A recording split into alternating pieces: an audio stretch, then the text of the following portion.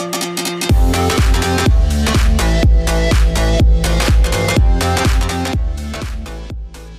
everyone, and welcome to a new video. I'm Josh. And I'm Sam.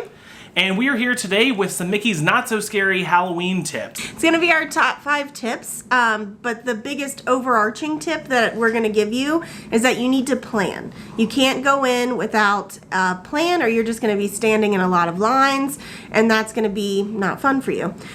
Something that is important to note is that we kind of prioritize rides, the candy, merch stuff more so than meeting characters. If you're interested in meeting characters, we'll kind of give some tips at the end of what we think would be good, but we're just not really that into the character experience. Those lines can get really long too.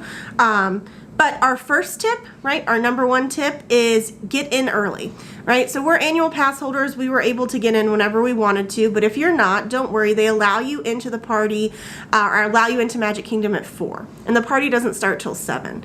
Some good things that I can sort of suggest for you is that during that time between 4 and 6, you are able to fast pass things. So try and get a fast pass for Haunted Mansion, because a lot of people, if you know you're interested in riding that during Mickey's Not So Scary, right, because that line gets very long, very quick, and it doesn't change for the party at all. Yeah, there's no new overlay. It's not like California where they do the Nightmare Before Christmas. Yeah. It's just Haunted Mansion. And the biggest, you can go get that done. It sets a really good sort of, spookiness for the night. And if it doesn't change, then you don't need to stand in the long line when there aren't fast passes, because there aren't fast passes during the party. Right. So get in early. You're allowed in at 4, and try and get some sort of stuff done. If you are more into the rides and the shows and that sort of stuff, then you can get a lot of rides, particularly because they start kicking people out at 6 that aren't there for the party. So you have a lot of ability to get short rides. Last year in 2018, we rode, I think, Big Thunder Mountain and Splash Mountain with like a 5-minute wait each time. Yeah, it was walk on both times. So. Big Thunder Mountain broke down this time in 2019, so that didn't happen for us. But our first tip, get in early. Do you have anything else? No, and like Sam said, so if you get in early, and especially if you plan those fast passes in the later afternoon, that also gives you a chance to do like what we did, which was have a meal before the party started. Yeah. Obviously, there's the snacks and candy during the party, but if you're gonna be there a long time. The park doesn't even close. The party doesn't end until midnight and after. So if you get in at 4, that's a full day in the park, even from 4. So what we did was we got some fast passes knocked out, especially Haunted Mansion, had a meal, and then it was time for the party. So. Yeah. Our next tip, tip number 2, graphic. Tip number 2 is plan rides around the snacks and overlays. So you're going to be able to go on a lot of rides because the crowds are going to be less than you're used to seeing. You may still have to wait for rides, but the way that you should plan your night is the snacks you care about most. So you're not getting a snack in Frontierland, then walking all the way over to ride Space Mountain without the lights on. If you plan the rides you want to ride around the snacks you want to get, and make sure to hit the overlay rides after the party starts. So this is something important to note, is that the overlay on Teacups or turning off all the lights on Space Mountain or the actors and Pirates only start after the party officially starts. So if you get in there at 4, 5, 6, not until really 7 or after do those overlays start. And even later, Pirates wasn't ready for us at 7 because we kind of were over there. And I think it has to be something with the actors and the times that they are, the breaks they have to take. But I think it didn't start till at least 7:30 or 8. Yeah, because we tried to do this, right? We knew we were going to start in Adventureland, go get some snacks in Frontierland, but unfortunately the Pirates ride was completely down while they put on the actors, so we didn't get to do that as we had planned out. So be aware that those overlays and stuff don't start until closer to nightfall, I would say. Well, they start at 7 when the party starts. Well, and Pirates is not guaranteed at 7. Yeah. Also, and if you're veteran of Magic Kingdom, you already know this, but if this is kind of like your first trip down or you haven't been there a lot, Magic Kingdom is huge. So the reason we tell you to plan it around is so that you don't go to Frontierland to get the Hades nachos and then have to trek all the way over to Tomorrowland, because again, if you're getting in early, even if you get in just at 4, you're going to be there for 8 or so hours and you're going to be exhausted, especially if you have littles, trying to trek them all around to get all you want. Sit down with a map. It's all, should be all, I'm sure that you can find it on the websites now. Yeah. You know, that have a map, and kind of plan what you want to do. That way you're not sprinting back and forth between, walking. I mean, we still ended up walking like 10 miles that day. It was fun. But you're not walking 20 instead of 10, If we can find one of our maps, I'll put it in here. Yeah. So you can pause the video, take a look at it, and you'll kind of see how on the map it shows you where the snacks are available, which rides have overlays, and also those character meet and greets if you are interested in that. Yeah. Those maps are actually not handed out before the party starts. So if you get in at 4, you're not going to be able to grab that map until closer to 6. But there are a few locations where you don't have to go all the way back to the front of the park to grab that map. You can grab it right in front of the carousel. You can also grab it over in Tomorrowland, right by the Monsters Inc. laugh floor. Right there, kind of in that middle walkway, they have people handing out your trick-or-treat bags and your maps. If you are a annual pass holder and went in early, like we went at noon, right? Yeah. And you go in early, that's where you pick up your wristband and your map and your candy bag and stuff. Yeah. Our third tip is to get candy. It's a lot of candy, especially if you go at the end of the night. They're giving you handfuls and handfuls of candy. It's a lot of different candy, and it's fun. It's nostalgic, especially if you have littles. I think it's something that they'll think is super fun to do. I mean, we think it's fun and we're adults, but there's spots almost everywhere. And again, we were there the first night. We watched a couple of vloggers. They thought it was really busy. I didn't feel like it was that busy. We never waited in line for candy longer than 5 minutes or so. Sometimes I think lines look long, but especially for the candy, like it doesn't take that long for them to put candy in a bag. So you're moving relatively quickly. So don't let kind of the long lines for the candy discourage you, because it's not like a long line for a ride or even a snack where they have to make something. They're literally just dropping it in there. So yeah, I would say that, definitely don't let the line, and don't think that the lines are going to be any shorter later or any different, because at least in our experience, it seems like if people see a candy station, especially if they have kids, they're going to jump in the candy station, and that's true all night long. So if you see a candy spot, just stand in the line. It'll only take you a few minutes, because like Sam said, they're just tossing that candy in there, and you're really rotating through that line. But we made the mistake the first time we went last year of getting hardly any candy, because we're like, what are we gonna, but then we we're like instantly adults, regretted we can buy our it. own candy. But it is, and But then you it's have fun. it the rest of the weekend. We still have some downstairs actually. But and I especially think for like kids, you can kind of get away with maybe not getting them a toy or something like that, because they're getting a bunch of candy. So it could, theoretically save some money maybe. Yeah. I don't know. It was fun. So tip number 4 is the fireworks, parade, and show. So the fireworks only happen once a night at the time listed in your times guide, but the parade happens twice and the show happens multiple times. So if you're interested in maybe getting that ride that was a little too long earlier, or meeting a character, the first parade is a great time to do that, because if you've ever been to Magic Kingdom, you know that people line up all down Main Street for the parade, and it's equally packed for Mickey's Not So Scary. Just because the crowds are smaller doesn't mean that there are more seats at all. So, and especially families with small kids can't probably stay till midnight. Right. So they're trying to get the first parade, the fireworks, and then try and sort of head out.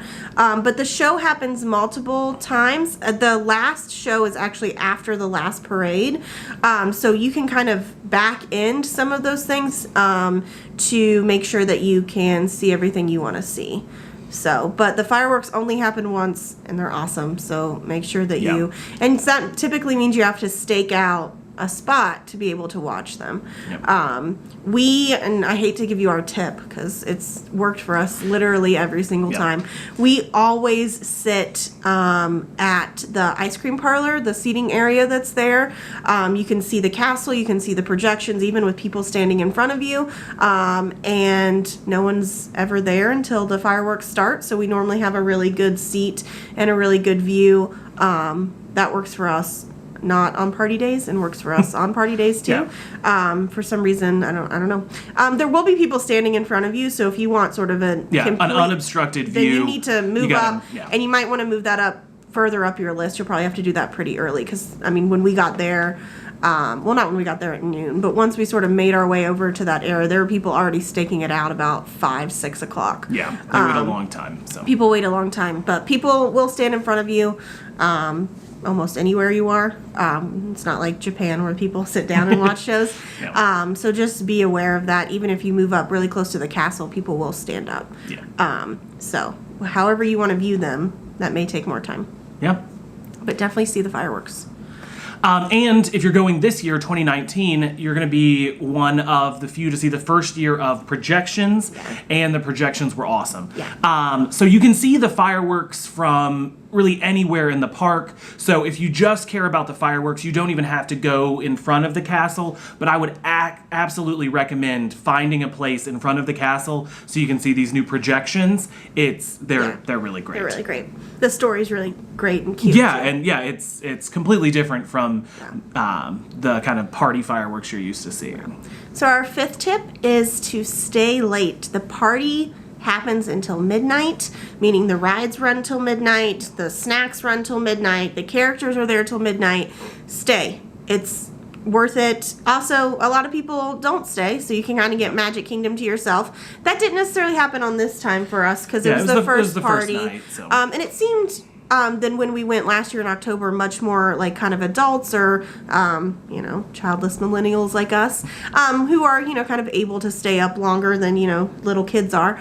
But stay late, take full advantage. You paid, $99 at best for this party, more, probably depending more. On how close it is to Halloween. Stay the full time. Yeah. Try and get candy towards the later. You'll get kind of big amounts. We got our popcorn bucket. Didn't have to wait in a line at all. And we'd been the popcorn bucket that's right by the castle.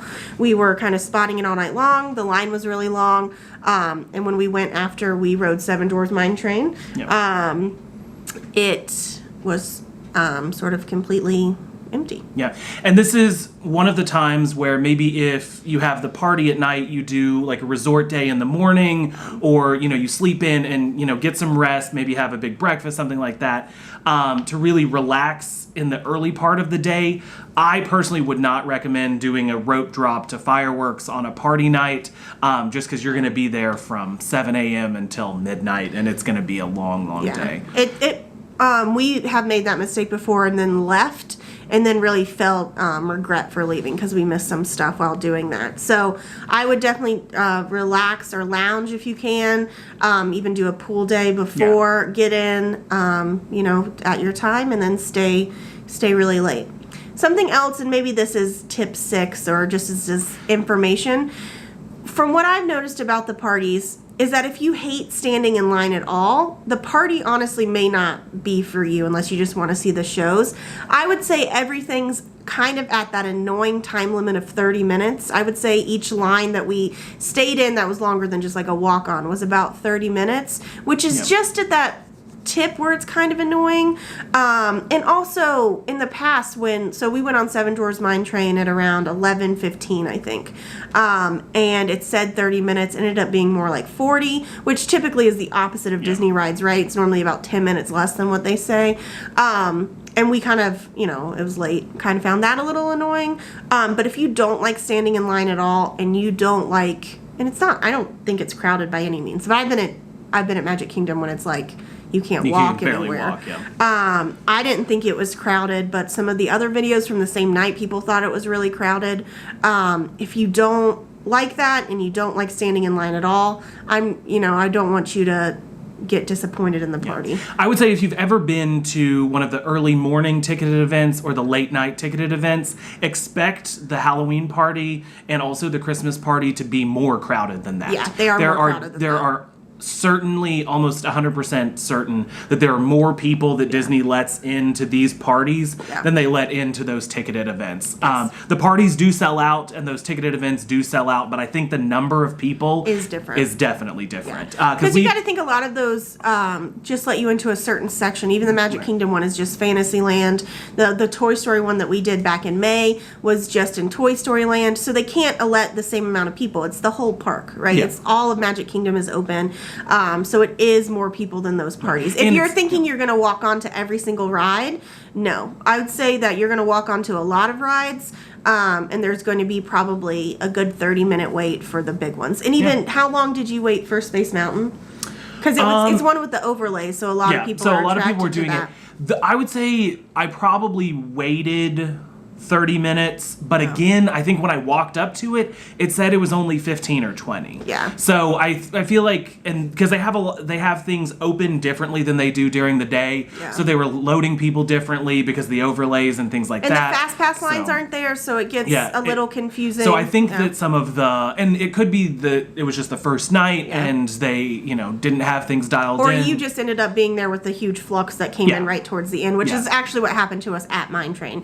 I think we got to Mine Train at the same time sort of everyone else did, and that sort of slowed it down a little bit. But you will probably have to wait in some lines. Not if you, if you don't ride any of those rides. Even with the overlay on the teacups, we waited 5 minutes. Oh yeah, it was nothing. Yeah. And I would say any of those kind of rides that you can usually get a fast pass for that are pretty easy to get on. Like we walked right on to Little Mermaid. Little Mermaid. Yeah.